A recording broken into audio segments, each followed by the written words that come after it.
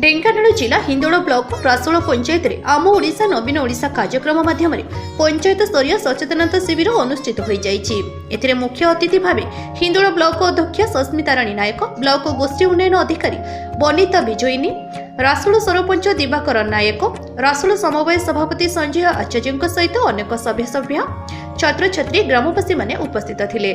माननीय मुख्यमंत्री श्रीयुक्त नवीन पट्टनायक उद्यम विभिन्न लोकाभिमुखी योजना संपर्क में उक्त कार्यक्रम माध्यम उपस्थित जनसाधारण को अवगत करा जायथिला।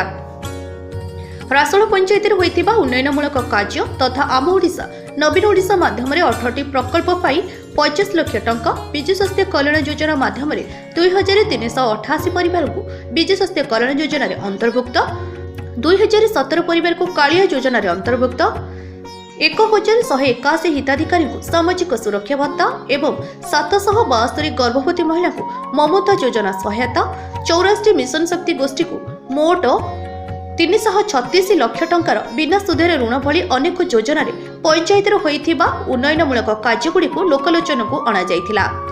ଏହି କାର୍ଯ୍ୟକ୍ରମରେ ବିଭିନ୍ନ ସ୍କୁଲର ଛାତ୍ରଛାତ୍ରୀଙ୍କ ଦ୍ୱାରା ସଙ୍ଗୀତ ସହିତ ନାଚ ପରିବେଷଣ କରାଯାଇ ଉପସ୍ଥିତ ଦର୍ଶକ ଆନନ୍ଦ ଅନୁଭବ କରିଥିଲେ। ଏହି ଅବସରରେ ଶାନ୍ତି ଶୃଙ୍ଖଳା ବଜାୟ ରଖିବା ପାଇଁ ରାସୋଳ ପୋଲିସ ପ୍ରଶାସନ ତରଫରୁ ବ୍ୟାପକ ପ୍ରସ୍ତୁତି କରାଯାଇଥିଲା।